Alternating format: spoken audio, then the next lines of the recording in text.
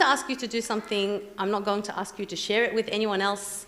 It's just for your benefit. But it's going to form the basis of some of the things that we're going to talk about in a minute. So I've given you all some blank pages and hopefully a pen or a pencil that works. If the pen or pencil you have that doesn't work, just grab another one from the pencil case floating around. And what I'd like you to do on this page is to draw a rectangle as large as you can. So a rectangle, so something like that, right? And in the middle of the rectangle, I'd like you to draw a circle, hopefully better than mine, right? So let me know once you've done it. So a rectangle and a circle. Does anyone need papers? Anyone not have papers? Anyone not have pens? Pens? There is a pencil case that was floating around. Thank you.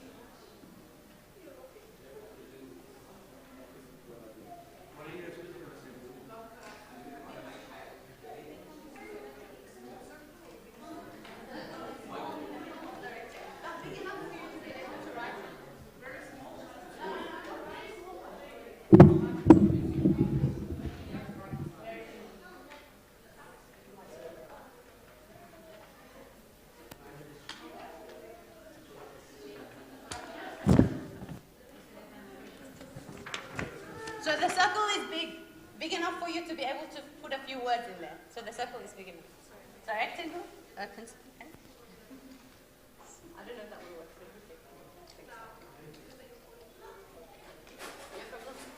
Everyone got that? Rectangle, a circle in the middle. All right. We've taken care of everyone. Thank you. And what I'm going to ask you to do, like I said, I'm not going to ask you to share this with anyone. I just want you to keep it for yourself for now. But I'm going to ask you to try to think back as far as you can in your childhood, right? As far as you possibly can. It doesn't have to be a specific event or a moment in time, but just try to remember yourself as a child as best as you can.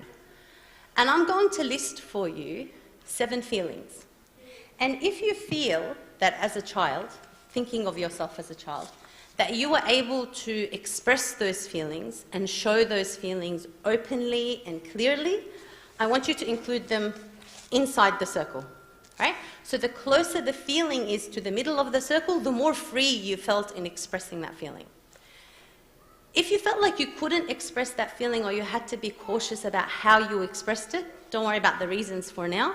I want you to put it further away from the middle of the circle.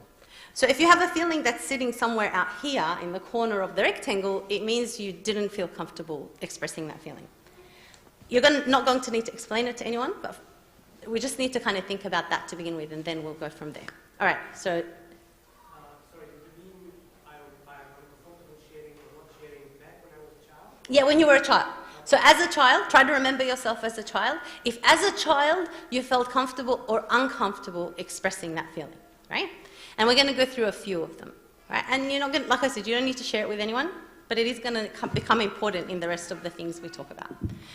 So the first feeling is sadness. So think back in your childhood as far as you can, and whether you felt you were comfortable or uncomfortable in expressing sadness. Not feeling sadness, expressing sadness, showing that you're sad. Right. And if you could feel it and express it openly, it goes in the middle of the circle, and if you can't, it goes further away from the circle. All right. The next one is anger. Anger is the next one.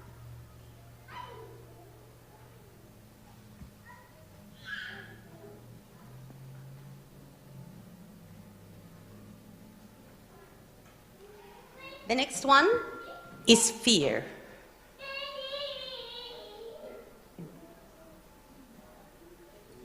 Fear.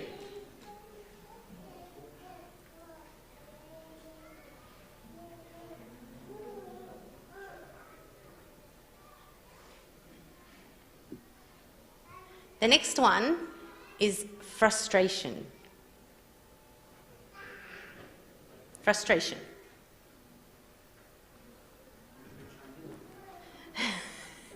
Then it goes outside of the circle. Okay, Chandana, frustration, that's awesome. The next one is surprise. Surprise, like forget. Could you express being surprised?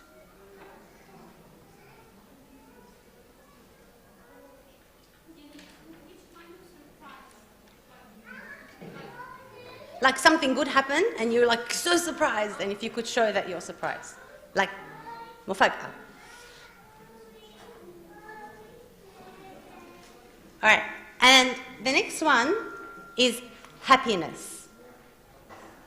Happiness.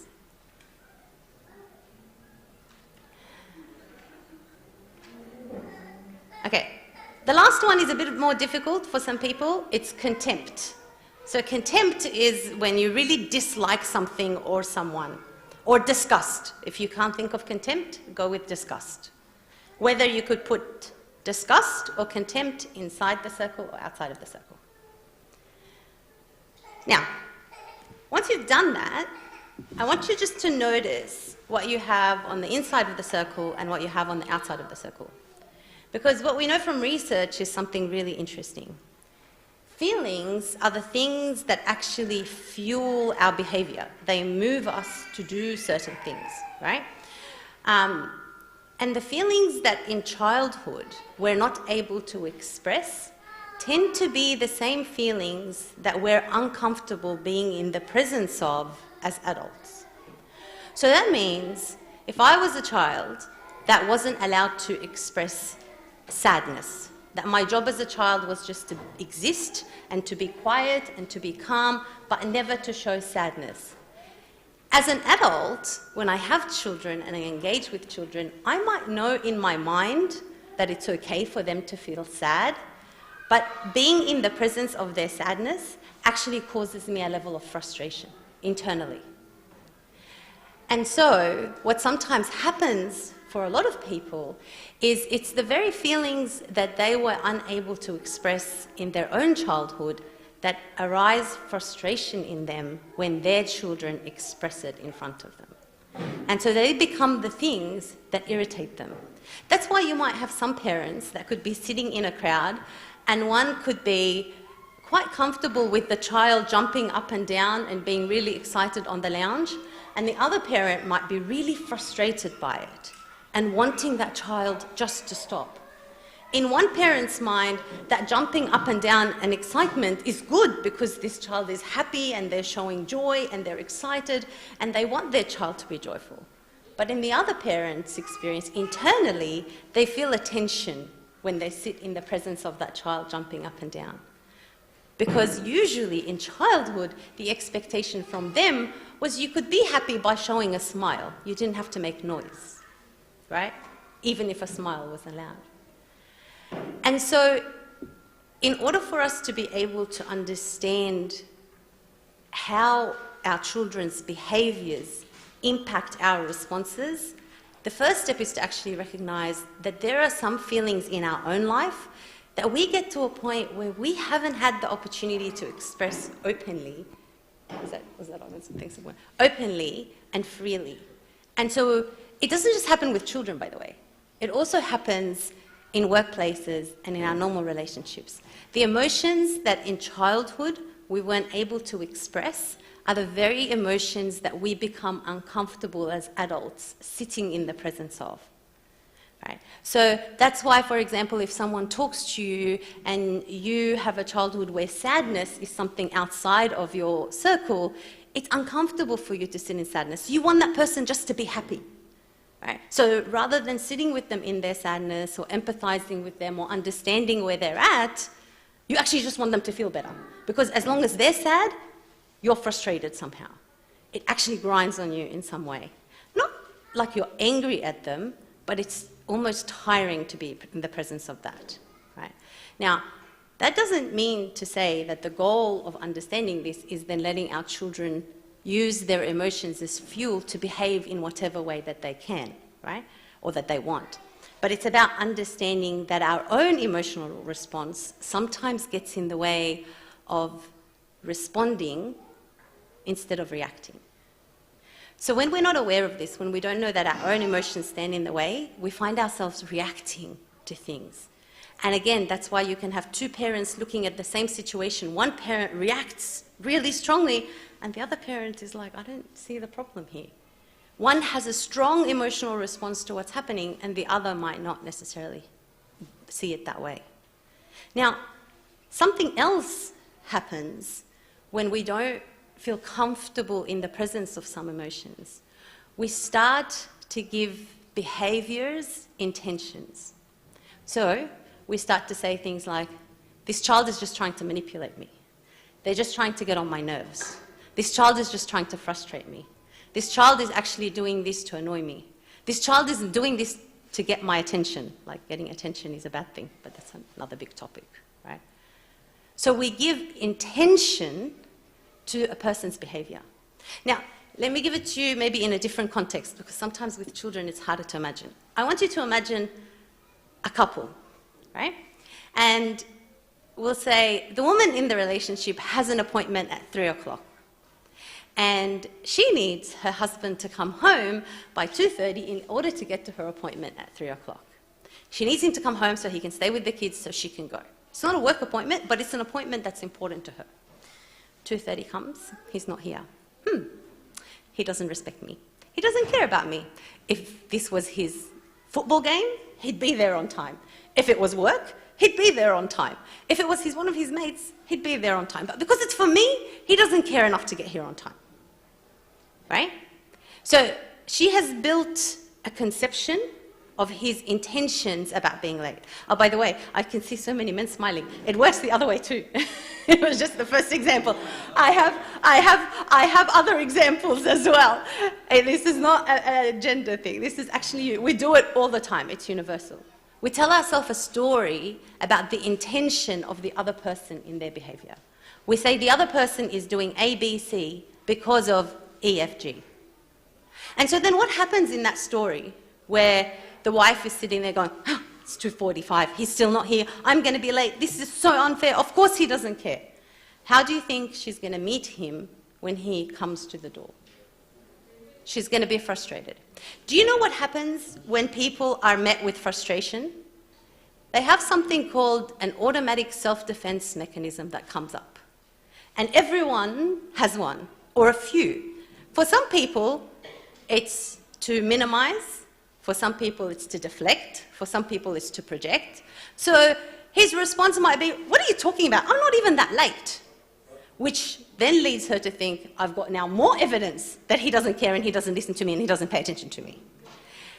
And the story we tell ourselves about someone else's intention, we always find evidence for it. And the same is true with children. When we don't understand why they're behaving in a certain way, we start to tell ourselves a story about why they're behaving that way. And that story is the thing that makes us decide how to respond. Because if I think that my child is manipulating me, or they're trying to annoy me, or they're trying to frustrate me, I'm naturally going to be annoyed and frustrated and want to actually respond in a way that puts them in their place, so to speak. Right? But if I understand that it's possible that there could be another reason for this behavior, maybe he's late for some other reason I'm not aware of.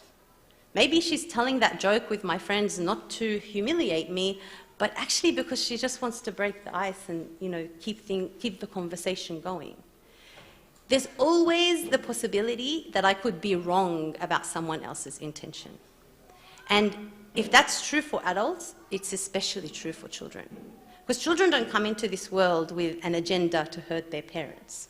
But it's really interesting as you sit around and listen to how different people speak about their children. So when my children were really young, I used to go to 2 different parenting groups, or have 2 different groups of people that I used to sit with. We'll leave nationality and culture out of it, but you'll probably pick it up. One group I'd sit with, and they'd say things like, oh my goodness, I can't believe it. My son has just started waking up twice at night. It's amazing. I get, 2 4-hour blocks of sleep. It's incredible. I feel so much better. I'm so grateful that he's only waking up twice. Another group would say, same situation, same age children. oh my goodness, this kid is killing me. He won't let me sleep. He's annoying me so much. He's waking up twice every single night, and it's such a pain in the neck, and I just don't know what to do anymore. Maybe I need to give him medicine to get him to sleep through the night. Same problem, right? Explained and spoken about in very different ways. But I remember walking away from one group going, cool, I've got this, like, no problem, we can do this. Waking up twice through the night is not such a bad thing. And walking away from another group going, oh my God, I can't believe I have to go home and look after those kids. Right? So the story we tell ourselves about why things happen and the intention of other people influences the way that we feel. And the way that we feel ultimately influences how we respond. So instead of actually coming up with conceptions of our children's intentions and responding to our children's feelings based on the feelings they invoke in us, I guess I just want to invite you today to think about childhood a little bit differently. Because oftentimes, the very behaviours that we see as misbehaviours are actually a very normal part of a child's development. Children actually need to do them in order to grow. So that 3-year-old that's fighting with you because they want to get dressed, they don't have an awareness that you're running late and you have to get to work on time. They're actually doing something developmentally that's very, very important for them. They're learning independence and they're learning autonomy, and they want to prove that they can actually do something and achieve it. They're not doing it to make you late. They're not doing it to frustrate you. They're actually doing it as part of their developmental stages that they're going through. And so it's really interesting to see, and these are not in concrete, right? So these are very fluid. With the age ranges that we know about childhood development, they're not fixed. Every child is different and things move. But what we know, for example, is children between the ages of 0 to 1 are actually learning whether or not to trust themselves and the world. Their relationship with people around them tells them whether they're lovable and whether they're safe. So when a child at that age cries for attention, they are crying for attention because they need that attention in order to survive. There's this really interesting, and they're also crying for biological reasons. They might be crying because they're hungry or they need to sleep or that they're tired, but sometimes they actually cry because they need their emotions regulated. So there was this interesting bit of research that was carried out in the United States in the 1940s. It's actually called the Forbidden Experiment.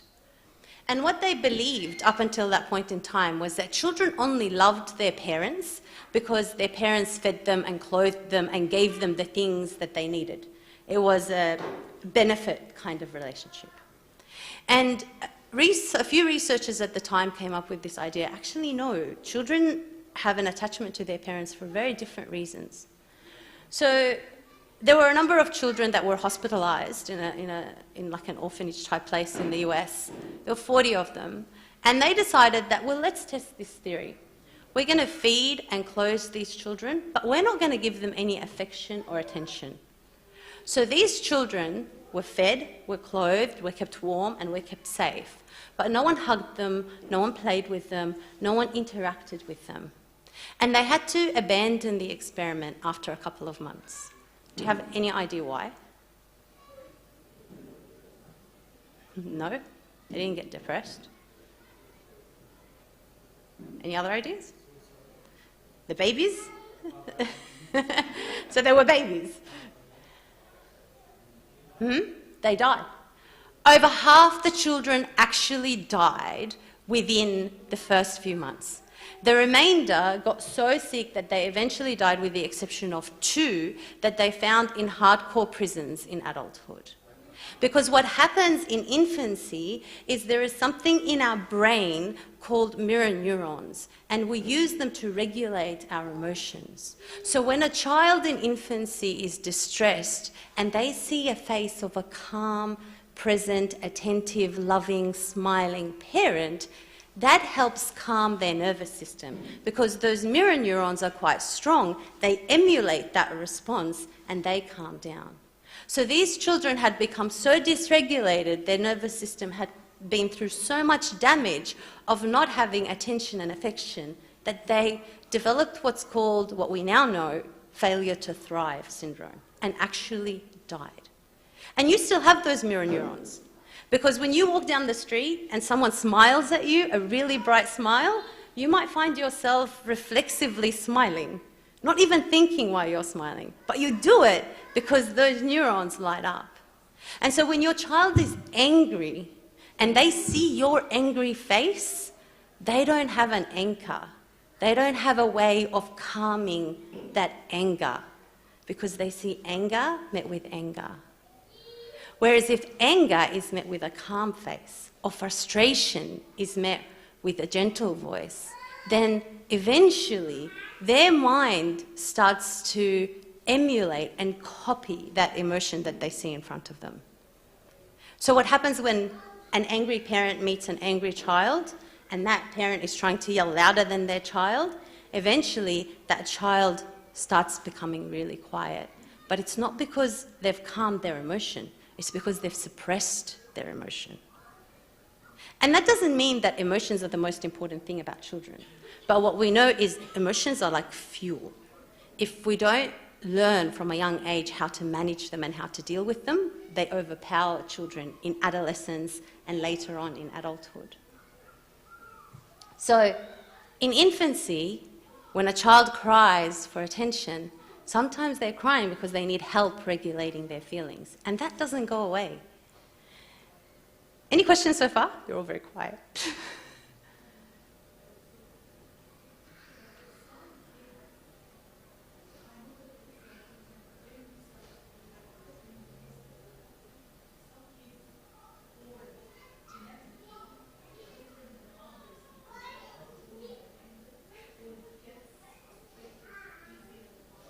Yeah, we're a combination of nature and nurture, right? We're a combination of the genes that we're born with and the environment that we're in. A long time, well, not that long ago, before COVID, and I don't know if it happens now, if you went to visit and you know, someone that's had a baby in hospital, they used to take all the babies and put them in this room sometimes to give mums a break. And if you walk into that room, you would see all sorts of personalities amongst these babies sometimes that are 1 day old, right? You'll have the ones that have eyes wide open and staring at everything. You'll have the ones screaming at the top of their lungs. You'll have the ones looking like they're ready to jump out of their crib and they're only a day old. So we can see from infancy that we have different temperaments and we have different ways of responding to the world. And we come with our unique identities. But our environment, from the moment, actually from conception, we know that the environment has a major influence on us. It becomes like you have clay that you shape. You know, the color might be different, but the way that you shape it is determined by the environment. All right, so yes, there are certainly children who may have a temperament where they become frustrated a little bit faster, so they need more gentleness, and then they need more time, and they need more attention, and they need things to happen a different way. For example, we know that highly intelligent kids are also highly literal kids. So they take things really literally, and they can get much more frustrated about things that other kids can look at and go, huh, I don't care. And sometimes it's because they're thinking about that thing at a much deeper level than everyone else. So, yes. Yeah.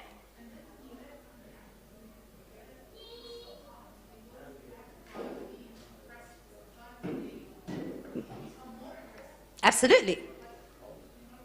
Yes.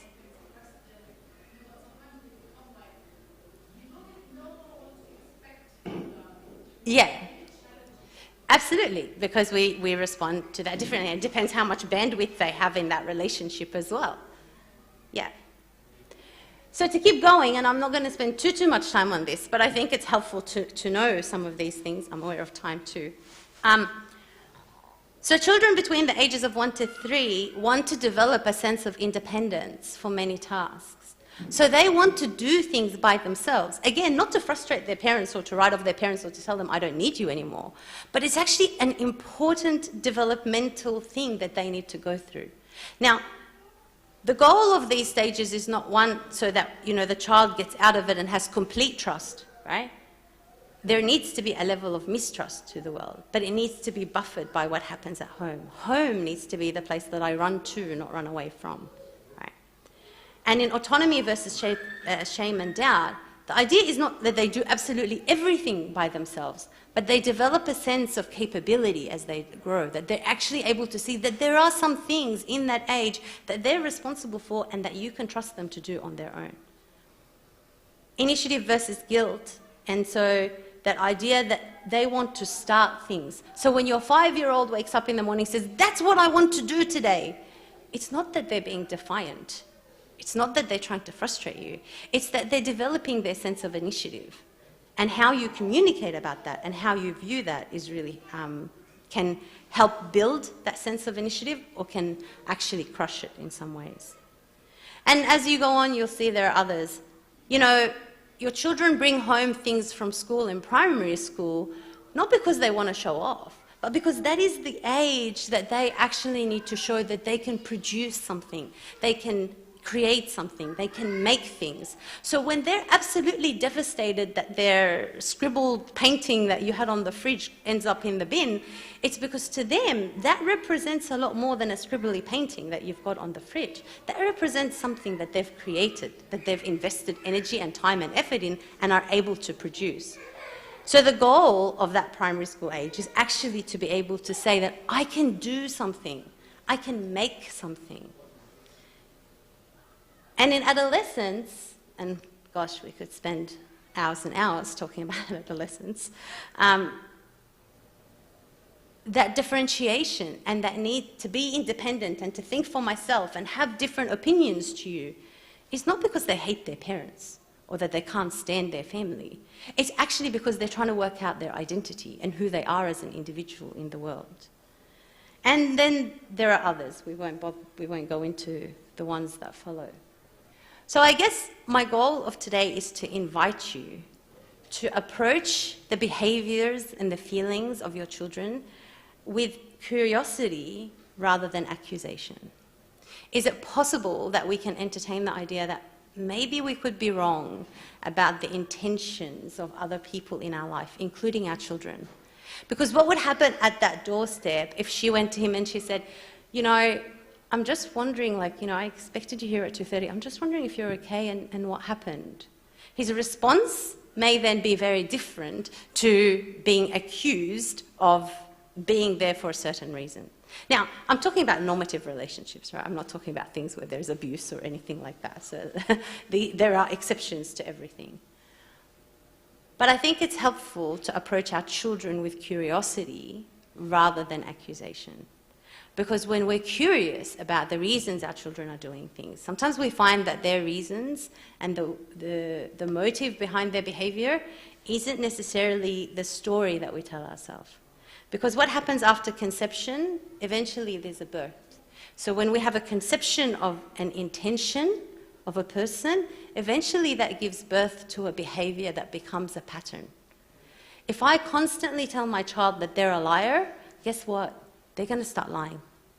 Because they're going to say to themselves, what's the point? You don't believe me anyway. If I have the name, I might as well play the game. Right? And so the conceptions and the ideas that we have about our children's intentions are actually extremely influential to who they become and how they view themselves. That's pretty much all I had to say. Yes.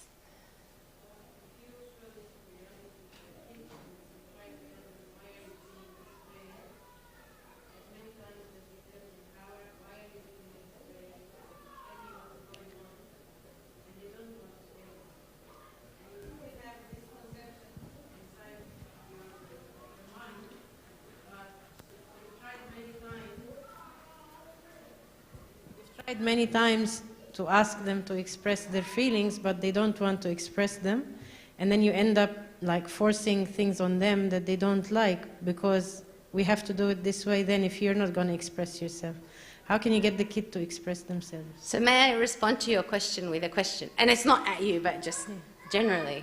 The question I would have to that as a therapist is, well, how much have I as a parent modeled to this child how to share with me their emotions and what they're thinking? Because there's several things. I don't know what to do as a child if I haven't been shown how to do it. So parents who say to me things like, my child gets home in the car, I pick my child up from school, they get in the car, and I'm like, how's your day? And they're like, fine. What did you do today? Nothing. Did you talk to anyone? No. Did your teacher say anything interesting? I don't know.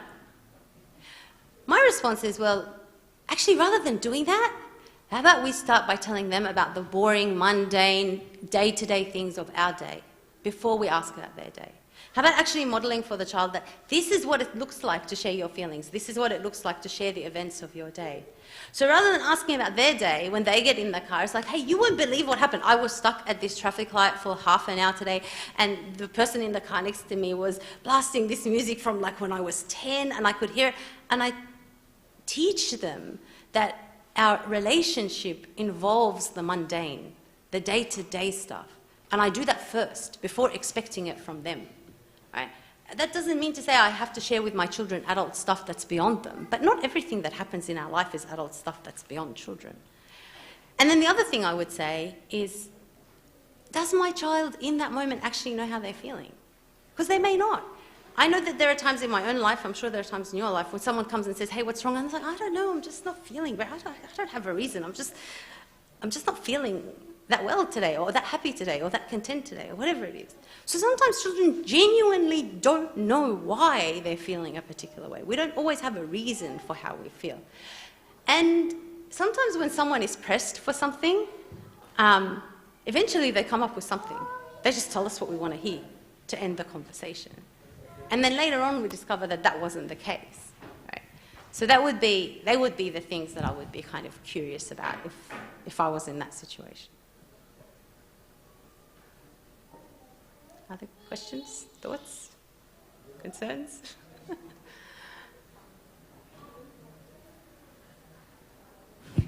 There was one here and the one here, yeah. Yeah,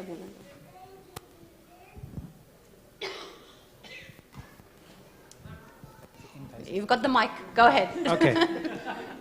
So do children never manipulate us? Because the example you gave is like we thought they're manipulating us, but they're actually experiencing something else. So do they never manipulate us? Define manipulate. What do you mean? Doing something specifically to get a reaction out of you, because they enjoy that. They enjoy you being angry or being frustrated or being happy or being delighted, or what kind of reaction are they enjoying? Being angry. Wow, your child enjoys your anger. Yeah. To test your limits? Well, of course, children test boundaries. They have to. They have to work out how far to go in any relationship. But is it to manipulate you, or to work out how far can I push, like what can I do here? What is the outer limit of this thing? Here's an example, and I'm going to share it because I think many of us It's a common one, okay. It's like, it's time to sleep. Mm-hmm. You have been asked many, many times, do you want to eat? Do you want to eat? Do you want to eat? It's like, no, or even ignoring the question. But when it's time to go up to sleep, it's like, no, I want to eat this specifically, or I want to eat that specifically. Yeah. So. Okay, so can I ask you a question? Have you ever gone to bed and went, I've got to wake up at 6 o'clock in the morning, but there's this thing I really want to watch, and laid in your bed and watched it? As an adult? Sure. Sure, right? Why do you do that? Because, I don't know. Because it's a distraction from something that you're not, whatever it is. Like, I don't really want to sleep. I'd rather be doing this. Your child is no different. It's not you personally that they're trying to manipulate. It's that I don't want to sleep. And one of the reasons that I know that maybe I won't have to sleep is I can eat something because, my parents always want to feed me and I never want to eat. So maybe this is the time they'll let me stay up. It's not a personal thing. It's not like I want to annoy Dad. So I'm going to get on Dad's nerves and I'm going to say this because it's going to infuriate him. You don't think that when you're scrolling on your phone going, I'm just going to annoy my boss tomorrow by turning up late. Well, maybe you do. I don't know. Okay, sure. But we established that it's not food that he's after. Yes, it may not be food that he's after. So what should I do at this? Yeah, so maybe at that stage is like, you know what? If you're hungry, I'm happy to give you food. But I'm guessing maybe you don't want to sleep, right? And actually encourage them to be honest about what they want or what they don't want. Now, that might mean they may still sleep, right? But what you want to say to your child is, it's safe to be honest with me. So, Abuna Antonius once gave a talk, and it stuck with me for so long, because it was such a an amazing lesson. He said that growing up, his family his dad particularly had a rule where if you told him the truth, you would never get in trouble. We'd deal with the consequences, we'd sort it out, we'll work out whatever's happening, but there was no punishment for telling the truth, no matter how bad it was. And I think that that's a really important principle, because it's very easy when children are, 7, 8, 9, 10, 11, maybe 12, for us to go, no, you're not hungry, go to sleep, right? Or, okay, you're hungry, I know you're telling me that something that's not true, I'm going to give you the food anyway. But what we do when we do that is we actually teach them that they can get away with some things without being completely transparent with us. Right? Whereas if I can say, you know what, I think the problem here is maybe you're not hungry, but you don't want to go to sleep yet. Right? And so, maybe it's at a night where you can negotiate and give them maybe another 10, 15 minutes. Or say, you know what, how about I come and just spend some time with you? John and Julie Gottman are two researchers that have this thing called the Love Lab. And they've been running this research for over 30 years. And I think what's true for couples is often true for children as well. And they found something really interesting. They said that what they do is they actually get couples in, they listen to all their conversations, and they measure like sweat glands and stress levels and all sorts of things. A huge amount of data, right? And they said that couples usually communicate, and children, they later found, usually communicate for one of two reasons. One is either a cry for help or a bid for connection. So a bid for connection, that attempt to get the other person to speak to me, can sometimes be as simple as, hey, do you see the boat outside? And what the person is doing when they say to the other person, hey, do you see the boat outside, is they're simply saying, come and look at this thing with me, connect with me in some way. Now, the other person might be going, I don't care about a boat. But that person's not talking about a boat. And children, they found, do something similar. Children sometimes do things because they are expressing a cry for help, or they're trying to make a bid for connection. Is it possible that that child hasn't actually spent that much time with you that day, and what they actually want is they want more time with you? And also they don't want to sleep, because who wants to sleep, right? We all look for distractions from sleep, right? Or that they actually have a cry for help. Maybe they're worried about their next day at school. Maybe something's happening that they're not feeling comfortable to share. And like you said, though, maybe you're right. They're trying to push that boundary and work out, where is my upper limit of staying awake? And that's fine. That's part of we need to do those things to grow.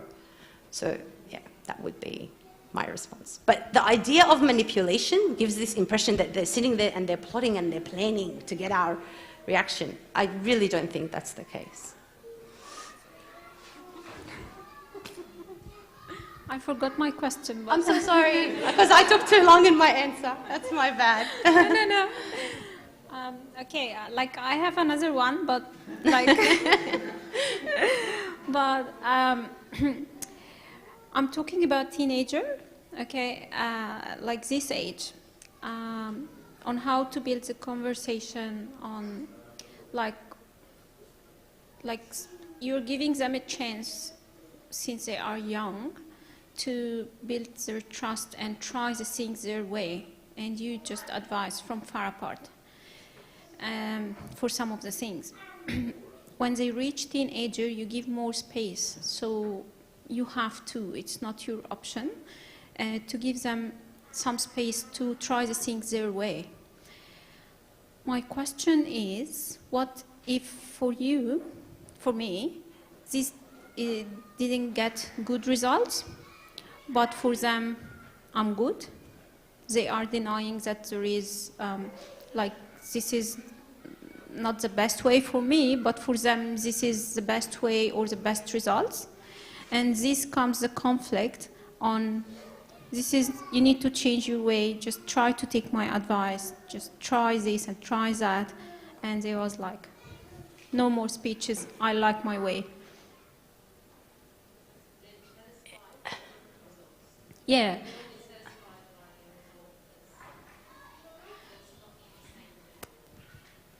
Like, they are very happy with the results of whatever they are getting, but... So are you talking like a student that you know is capable of getting A's and getting C's and thinking, hey, I'm doing okay? Is that what you mean? Yeah. For me, it's denying that there is defects. Or for parents, this is kind of denying, no, I'm good, I'm good, I'm good. I don't want to tell my child they are not good, but there is better way to do it that I want them to listen to it. But they are thinking, no, we are good. Okay. I guess my question to you is, how often, well, you know, we have two Abunas in the room. This is probably an opportune, situation. How often do people come to priests and say, just tell me what to do, Abuna? Right? And then, what happens when you tell them? Did they do it? And we're talking about adults, right? We're not talking about children, right? Just checking, because that is the common thing, but maybe this church is different. You never know. I think you're describing human nature, right? Sometimes we want to remain in the thing that we're in, right? And someone will come and tell us, there's a better way. You can save so much time if you eat this food, if you do this thing, if you behave in this way, if you deal with your manager in this way. You go, no, I'm content where I am.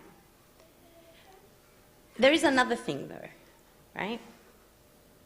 What we know in terms of people actually wanting better for their life, including children, are usually people who believe that their value and their worth is far greater than what they're doing right now. So, I don't know, how much time do we have? Because I'm aware that we're kind of running out of time. Have we gone over time? Or can we have another 5 minutes? You have another 5 minutes? No, I have to go over it, yeah. So I want to tell you a story that I tell adolescents that helps them try to imagine how to view themselves. So this is how the story goes. I want you to imagine that you're sitting in church, this church, let's say. There isn't a mass, there's nothing happening, you're just waiting for a meeting to start. It's quiet, everyone's kind of doing their own thing. And someone walks in from the back of the church. I'm sorry, Abuna. You can hear the end of the story and then kill me later. Someone walks in from the back of the church, goes into the altar, grabs the plate and the cup that we use for communion, brings it out, and starts stomping all over it, smashing it to the ground. How do you feel? What's your response? Angry? Yeah? How do you feel? What are you going to do? Seeing something wrong with this person. Yeah, but how do you feel? Don't worry about telling me what's wrong with the person. How do you actually feel? What are you feeling? Anger, right? Why? Why do you have a strong internal reaction to someone doing that? Why are they holy? They're just a plate and a cup. Huh? It's a value. Because what? Why do they have value? Actually, they're made usually of stainless steel. They're not even usually made of gold or anything. Why? Why are they valuable? Thank you so much. How long does it carry the body and the blood of Christ? Minutes, moments. So because this plate and this cup hold Christ in them for moments, we hold them to such high regard and high value. I'm always fascinated by how priests and deacons handle that plate and that cup, because they treat it like it's made of fine china, right? They hold it with a towel and they're so careful. And I love watching young deacons, when the first time they get to hold one and they're like, their hands are shaking and they're going to drop it like it's, It's so precious because of what it holds. Not because of what it's made of, but simply because it holds the body and the blood of Christ for a moment in time.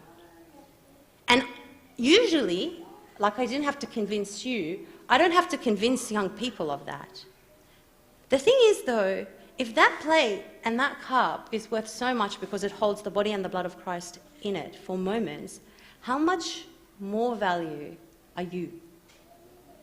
If the way that you treat that plate and that cup is a reflection of its value and you're delicate with it, could you eat pizza and drink Coke out of that plate and that cup?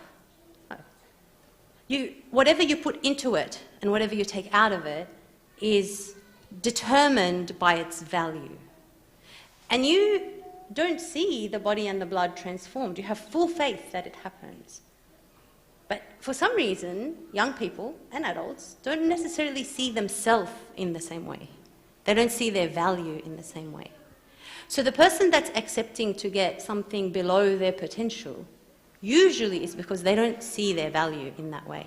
They see that that's what they're capable of, that's what they can do. But once a person actually starts to know that their value and their worth is not in what they do or what they have or how many likes they have or what people say about them, because they're the lies, right? Young people are told, you are what you have, so the jewelry you wear, the makeup you have, the car that you drive, the house that you live in, the balance in your bank account, you are what people say about you, the likes that you get, your reputation, how many friends you have, how many TikTok followers you've got, or you are what you do, right? How hard you work, how often you go to something, how well you play sport. You are what you have, you are what you do, you are what people say about you. But once a person identifies that my value is none of those things, I am of more value than that plate and that cup, my value is actually within me and it's unchangeable, then that changes every decision a young person makes. It changes from going, what I put in me and what I allow out of me needs to be a reflection of that value, right?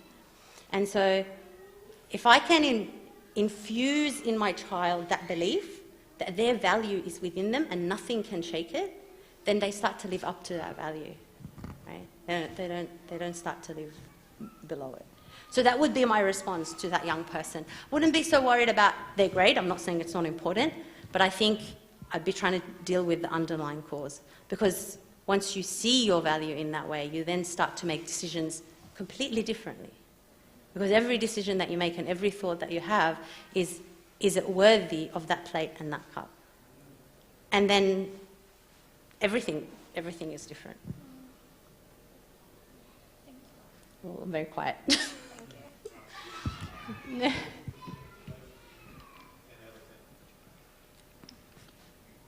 Other questions, thoughts? Oh, thank you for having me.